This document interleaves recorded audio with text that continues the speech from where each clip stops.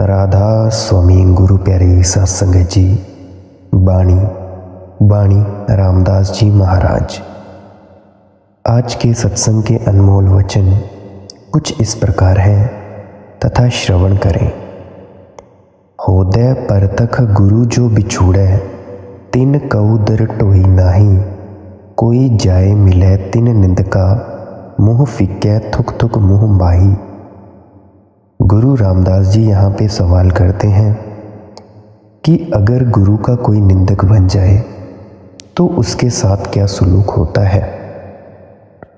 अब हम में से कई सत्संगी होंगे जो कभी कभी अपने गुरु की निंदा सह नहीं सकते, तो ये सत्संग खासकर उनके लिए भी है कि जो कोई भी गुरु की निंदा करता है या किसी की भी निंदा करता है, उनके साथ क्या सुलूक होता है।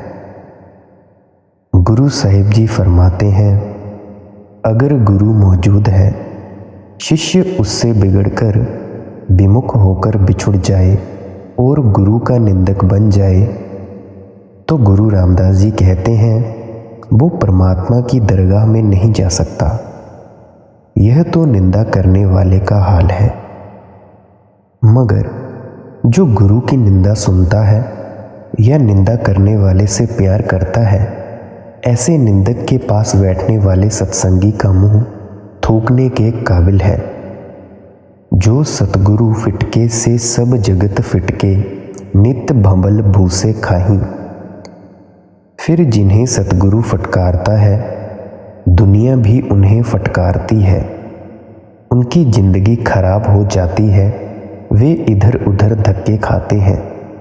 ना तो दुनिया में उनकी इज्जत होती है और ना ही दरगाह में। जिन गुर गोप्या आपना से ले दे, टहा फिराही। कहते हैं जिन्होंने गुरु की निंदा की, उनका बेड़ा पार लगता ही नहीं। निंदा कौन करता है? जो अपने आप को ऊंचा समझता है या अक्लमंद समझता है, दूसरों को निकम्मा समझता है। तिन की भूख कदे न उतरे, नित भूखा भूख कुकाही। कहते हैं ऐसे भूखों की भूख कभी मिटती ही नहीं। क्यों? क्योंकि भूख मिटती है नाम के जरिए। वे नाम से दूर हो गए, फिर उनकी भूख कैसे मिटे? इसीलिए वे दिन रात भूख भूख ही चिल्लाते रहते हैं। ओना दा आख्या को ना सुने, नित होले हौल मराही। कहते हैं वे निंदक लोगों को अपने ढंग पर लाना चाहते हैं, मगर उनका कहना कोई सुनता नहीं। आखिर झक मारकर पीछे रह जाते हैं। सतगुर की वड्याई वेख न सकनी, ओना अगे पिछे थाऊ नहीं।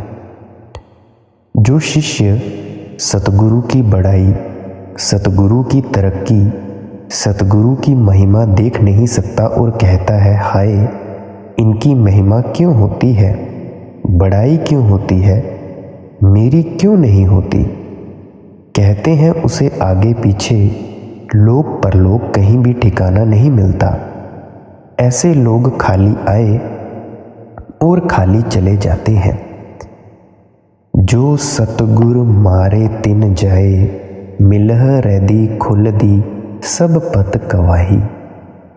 कहते हैं जिन्होंने सतगुरु को छोड़ दिया है, जो भी उससे जाकर मिले, उनकी सोहबत की, उनकी मदद की, उनके हमदर्द बने, उनकी रही सही इज्जत भी चली गई।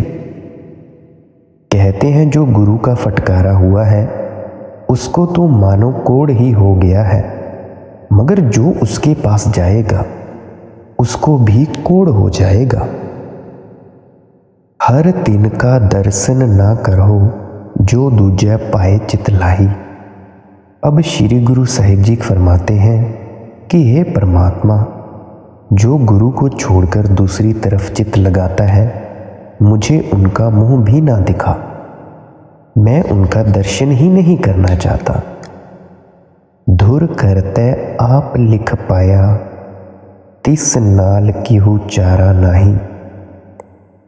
कहते हैं सतगुरु जो हुक्म देता है मालिक की रज़ा के मुताबिक देता है। सतगुरु का हुक्म मालिक का हुक्म है। फिर जो उससे बिगड़े यानी विमुख हो जाए तो उसे क्या कहें। मैं तो उसे मूर्ख ही कहूँगा। अब आप जो सोचें आपकी मर्जी। जन नानक नाम आराध तू तिस अपड़ को ना सकाही। अब आगे फरमाते हैं गुरु की शरण लेकर क्या फ़ायदा उठाना है। गुरु की शरण लेकर नाम का फ़ायदा उठाना है। नाम के बराबर कोई दौलत नहीं, नाम की कमाई के बराबर कोई ऊंचा कर्म नहीं। बेहतर तो ये है कि आप नाम की कमाई करो और फ़ायदा उठाओ। नाम की कमाई करने के लिए कोई ख़ास वक्त नहीं है, पर फिर भी हमारे जो गुरु हैं वे सुबह का वक्त सबसे अच्छा बताते हैं। नावे की वड्याई वड्डी है, नित सवाई चढ़े चढ़ाई। नावे की वड्याई यानी नाम की महिमा बहुत ऊंची है और दिन व दिन नाम की कमाई करने वाले की तरक्की होती है। ये तो मैं अभी सत्संग कर रहा हूँ, ये सब भी नाम की बड़ाई है। चाहे मैं पूरी उम्र भी सत्संग क्यों ना करता जाऊं, फिर भी मैं नाम की बड़ाई नहीं कर सकता हूँ। जिन तुम भेजे तिन्ह बुलाए, सुख सहज सेती घर आऊं। अब यहाँ पे गुरु साहिबान जी बड़ा प्यारा संदेश दे रहे हैं। आप फरमाते हैं कि जिस मालिक ने तुम्हें दुनिया में भेजा है वही तुम्हारे हमारे ज़रिए बुलाता है, यानी तुम्हें हमारे ज़रिए बुलाता है, गुरुओं के ज़रिए बुलाता है। आओ तुम्हें हम ले चलें और मालिक के साथ मिला दें। मगर चलने को कोई तैयार नहीं है, क्योंकि चलना आसान नहीं है। फिर कहते हैं जब तुम अभ्यास करके सहज अवस्था में आ जाओगे तुम सुखी हो जाओगे। साथ संगत जी ये फरमाना चाहूँगा कि ये जो भी भजन सिमरन हमें गुरु के द्वारा, एक सच्चे गुरु के द्वारा दिया जाता है, यह सहज योग है, यानी सहज अवस्था है। सहज का अर्थ होता है कि आसानी से, बड़े आराम से। शुरू में तो हमें खुद ब खुद अपने मन को टिकाना पड़ता है, हमें खुद को ज़ोर ज़बरदस्ती से बिठाना पड़ता है, पर जब तक यह बड़े आराम से अपने आप ना होने लग जाए तब तक इस अवस्था को सहज अवस्था नहीं कहा जा सकता। ऐसे मान लीजिए जैसे आप बचपन में साइकिल चलाना सीखते हैं, बड़े सारे लोगों ने सीखा होगा। अब शुरू में जब आप साइकिल चलाना सीखते हो तो आप बहुत बार गिरते होंगे, कुछ नहीं भी गिरे होंगे क्योंकि उनको सहारा होगा। तो जब आप साइकिल चलाना सीखते हो तो कभी आपका ध्यान पैडल पर होता है तो हैंडल से हट जाता है, कभी घंटी मारनी होती है तो फिर से चूक गए। तो ऐसे ही गिरते पड़ते आप शुरू में सीखते हो, पर जब आप बड़े आराम से सहज अवस्था से चलाना शुरू कर देते हो तो वो साइकिल चलाना भार नहीं लगता है। उसी तरह से जैसे अभी भजन सिमरन करना भार जैसा प्रतीत होता है, जब आप इसे करने लग जाओगे, आप इसमें अभ्यास में पक्के हो जाओगे, तब आप सहज अवस्था को उपलब्ध हो जाओगे। अब ये जो देश है, इस देश को कौन छोड़ता है? कोई भी नहीं। ये जो हमारा देश है, मैं देश से मतलब है कि ये जो हमारे विचारों का जाल है, ये जो माया रूपी संसार है, वैसे कहना चाहूँगा कि ये जो संसार है मेरी दृष्टि में तो आपका अपना बनाया गया संसार है। संसार दो किस्म के हैं। एक संसार जो परमात्मा ने बनाया है, जैसे आपके इर्द गिर्द पेड़ पौधे जो भी चीज़ें बनी हैं, ये सभी परमात्मा के द्वारा बनाया गया संसार है। और दूसरा संसार वो है जो आप असंसार, जो आप अपने विचारों से बनाते हो। जो विचारों वाला संसार है वो आपका संसार है। इस संसार को माया रूपी संसार कहा जाता है। और जो संसार परमात्मा ने बनाया है, ये संसार तो हमारे लिए बनाया गया था। अब जैसे ये मान लो कि आपको आपके माँ बाप ने कुछ खेलने के लिए चीज़ दी, कोई भी चीज़ दे दी हो, जैसे हाथी घोड़े। जब आप छोटे होंगे तो जब आपको वो चीज़ें दी तो आपके अपने भले के लिए दी गई थी कि आप उनसे खेलें। पर जब आप उससे लगाव कर बैठते हैं कि ये मेरा है, और जब वो चीज़ खो जाती है कहीं पे, कोई भी आपका खिलौना, तब आपको बड़ा दुख प्रतीत होता है। यही सुख और दुख मोह माया का जाल है। हमें इसी मोह माया के देश को छोड़ना है। महात्मा बुद्ध जी भी कहते थे कि तुम अपने अतीत को छोड़ दो, अपने आने वाले कल को छोड़ दो और अपने आज को भी छोड़ दो, तभी तुम उस सत्य को जान पाओगे जिसको हम परमात्मा कहते हैं। अभी आपको बताना चाहूँगा कि संत ना तो कोई मज़हब बनाते हैं ना तोड़ते हैं। उनका मकसद तो ये होता है कि जो हमारे जैसे जीव 84 के जेल खाने में कैद हैं, उनकी मदद से आज़ाद हो जाएं, जन्म मरण खत्म हो जाए, आनंद के देश में चले जाएं। वे सभी संत महात्मा तो यही संदेश लेकर दुनिया में आते हैं। पर जब वो संत चले जाते हैं तो हम क्या करते हैं? हम अपने दायरे छोटे कर लेते हैं। दायरे छोटे करने से हम उनको मज़हबों में तब्दील कर देते हैं, धर्मों में, कर्मकांडों में तब्दील कर देते हैं। हम उन संतों की असली शिक्षा को भूल जाते हैं, पर उनके मज़हबों में बंद कर रह जाते हैं, और धीरे धीरे पीढ़ी दर पीढ़ी उनकी असली शिक्षा खो जाती है, और फिर से वही धर्म के कर्मकांडों में फंसे रह जाते हैं। अनद मंगल गुण गाऊ सहज, धुन नेचल राज कमाऊ। आप अंदर धुन को पकड़कर उस मालिक में जाकर लीन हो जाओ। गुरु साहिब कहते हैं ये जो बूंद समुद्र में मिल गई वो समुद्र हो गई। इसी तरह आप भी सतनाम के समुद्र में जाकर सतनाम का समुद्र बन जाओ।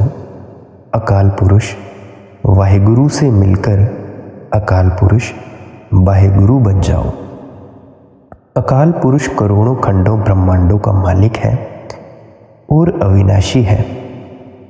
बे गुरु साहिब जी फरमाते हैं, तुम भी उसमें मिलकर करोड़ों खंडों ब्रह्मांडों के मालिक और लाफानी बन जाओ। तुम घर आवो मेरे मीत।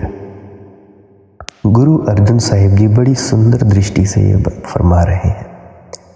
वे कहते हैं, ऐ प्यारे, यह दुनिया हमारा घर नहीं, यह मन और माया का देश है। अभी जैसे आपको पीछे अभी थोड़ी देर पहले समझाया कि ये जो माया है ये हमारे मन के द्वारा बनाई गई है। जिस शरीर में हम बैठे हुए हैं यह भी हमारा नहीं, बल्कि किराए का मकान है। हमारा देश सचखंड, सतनाम और अनामी है, अज्ञात है। गुरु साहिबान कहते हैं, आओ मेहनत करो, पर्दा खोलो और चलो ऊपर। तुमरे दोखी हर आप निवारे, अपदा भई बीतीत। यह संसार में हमारा दुश्मन कौन है? मन, माया, इंद्रियां, काम, क्रोध, लोभ, मोह, अहंकार। वैसे तो ये दुश्मन तो नहीं है, पर ये सिर्फ ऊर्जा के ही रूप हैं। और ये सब रूप, ये सभी ताकतें हमें इस दुनिया में काम करने के लिए दी गई हैं। अब जैसे मन है हमारा, ये जो मन है इसका भी एक इस्तेमाल है। हम मन की ही वजह से सोचते हैं, मन की ही वजह से कुछ भी कार्य करवाते हैं अपनी इंद्रियों से। इंद्रियां भी हमारी कार्य के लिए हैं। काम, क्रोध, लोभ, मोह, अहंकार, ऐसे ही यह भी हमारे फायदे के लिए ही हैं। पर अभी जैसे आप इस बात को समझो, छोटी सी आग है जैसे, जब तक आग हमारे काबू में है तब तक आप उससे खाना बना सकते हैं। अभी फ़िलहाल ठंड चल रही है, उसी आग से आप अपने हाथ गर्म कर सकते हैं। पर अगर आग एक विशालकाय रूप ले ले, हद से ज़्यादा हो जाए, तो ये किसी के भी घर को जला सकती है, किसी भी शमशान में लिटाए हुए व्यक्ति को जला सकती है। सो इसी तरह से किसी भी चीज़ की अति हमेशा नुकसानदायक ही होती है। अब आगे फरमाते हैं, जिस वक्त गुरु ने नाम दिया, हमने नाम की कमाई की, शब्द की लज्जत आई, तो जितने दोष थे सारे भाग गए, जितने दुश्मन थे सारे निकलकर बाहर हो गए, रूह खाली यानी आज़ाद हो गई।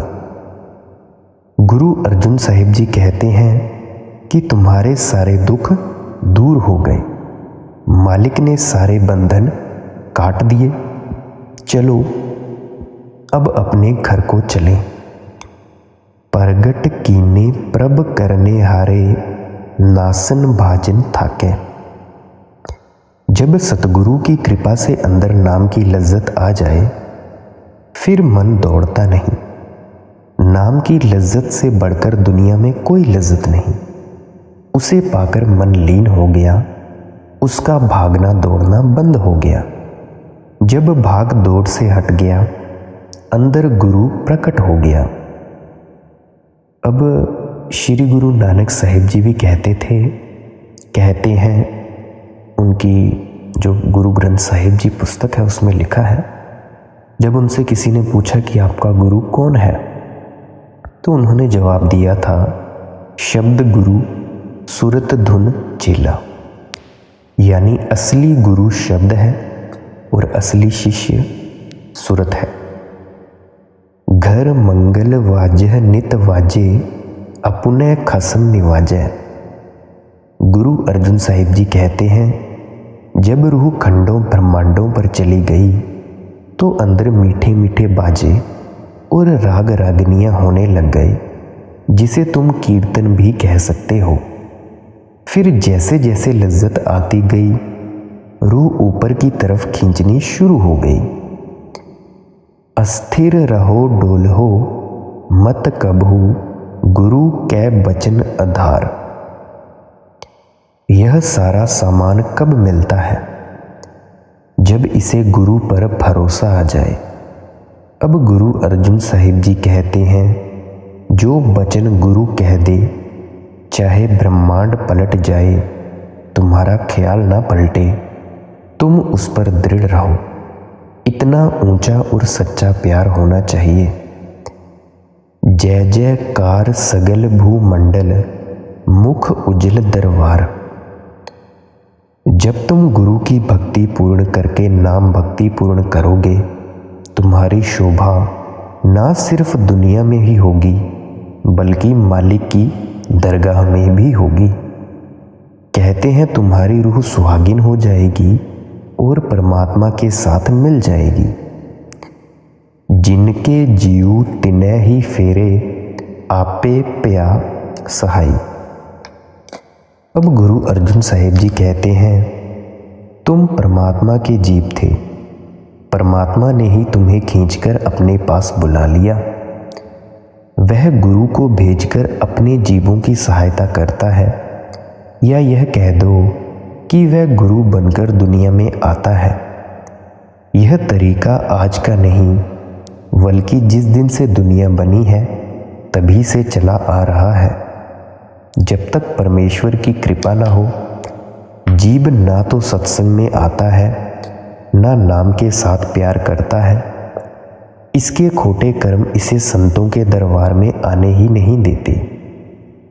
अब जैसे आपने सुना होगा कि दिए तले अंधेरा, जिस तरह से दिए के इर्द गिर्द सारी तरफ प्रकाश रहता है और दिए के तले अंधेरा रहता है, कुछ लोग इसी तरह से होते हैं। उनके पास संत सतगुरु होते हैं, पर फिर भी वे उनकी महिमा को नहीं जानते और उनसे मार्ग पूछकर अपनी अंतर यात्रा की तरफ नहीं चलते हैं। अचरज किया करने हारै, नानक सच बढ़ियाई। कहते हैं अचरज है कि हम करोड़ों जन्मों से यहाँ 84 भोगते और कुत्ते बिल्ले सूअर गधे बनते रहे। गुरु ने हमें नाम देकर परमात्मा से मिला दिया। यह अचरज नहीं तो और क्या है। अब आपके सभी के दिमाग में यह भी कन्फ्यूज़न होती होगी या दुविधा होती होगी कि नाम असल में है क्या, गुरु कौन सा नाम देता है। अब ये बात बहुत सी आसान है। ये जो नाम होते हैं ये कुछ गुरु के कमाए हुए होते हैं और कुछ उनके अपने गुरुओं के दिए गए होते हैं। अगर मेरी दृष्टि में आप जानना चाहें तो ये जो नाम है 3 शब्द 5 शब्द या जितने भी शब्द हैं, ये सब बेकार है। असली ताकत क्या है? असली ताकत वो है जब कोई गुरु सामने बैठा होता है और शिष्य सामने बैठा होता है, और जब गुरु अपने अंदर से ऊर्जा किसी शिष्य के अंदर भेजता है और उसके अंदर प्रवेश पाता है, इसी को असली नामदान कहते हैं, गुरु दीक्षा कहते हैं। बाकी ये सब तो भ्रम है कि हमने नामदान ले लिया जी, अब हमारा बेड़ा पार हो जाएगा। बेड़ा पार नहीं होगा जब तक हम अपने अंदर उसे सुनेंगे नहीं, तब तक किसी का बेड़ा पार नहीं होगा। और ये जो एक और भ्रम है सभी का कि मरने के वक्त गुरु ले जाएगा, तो ये भी तोड़ना चाहूँगा कि कोई गुरु नहीं लेगा। यह बात उस वक्त की कर रहे हैं गुरु साहिबान जब आप अपने अंतर में जाएंगे और आप छठे चक्र से तीसरे तिल से आगे की यात्रा करेंगे। क्योंकि तीसरे तिल तक हमारा घमंड मैं मेरी रहती है, और जब हमारा घमंड नष्ट होना होता है तो उस वक्त हमें लगता है कि हम मरेंगे। अब मरे तब मरे, जब मरे कब मरे। पर जब उस वक्त हमने एक छलांग लेनी होती है, कबीर साहिब जी उसे साइफन कहते हैं, जब हमें वो छलांग लेनी होती है उस वक्त गुरु आता है और वो कहता है कि चल चल इस छलांग मार छलांग, मतलब कि इससे आगे कूद जा। फिर शिष्य का कभी कभी सवाल होता है कि भाई जी मैं तो मर जाऊंगा। तब गुरु का जवाब होता है कि भाई मैं देख, मैं जिंदा हूँ, मैं तेरे सामने अभी भी जिंदा हूँ। ये जो तुम्हारा भय है, डर है, ये सिर्फ महज डर है, तुम सच में मरोगे नहीं। तो उस वक्त गुरु आता है और वो पूरी कोशिश करता है कि शिष्य कूद जाए उस गहरी खाई में। जब शिष्य उस गहरी खाई में कूद जाता है तो उसकी मैं पूरी तरह से मरना शुरू हो जाती है। ये जो मैं है कि मैं हूँ, मैंने किया, मेरा ये, मेरा वो, ये चीज़ मरने लगती है। और जब ये मरने लगती है उस वक्त गुरु आता है लेने, और वहीं से ही तीसरे तिल से ही असली यात्रा शुरू होती है। तो इस भ्रम में ना रहें कि अगर हमने नामदान ले लिया और हम जब मरेंगे, इस शरीर की मौत मरेंगे, तो हमें गुरु लेने आएगा और सचखंड ले जाएगा। इस भूल में ना रहें।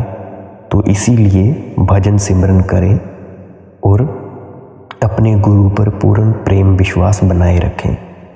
मेरे वचनों को बड़े प्यार से सुनने के लिए धन्यवाद। मैं आपका बहुत बहुत अनुग्रहित हूँ। राधा स्वामी जी।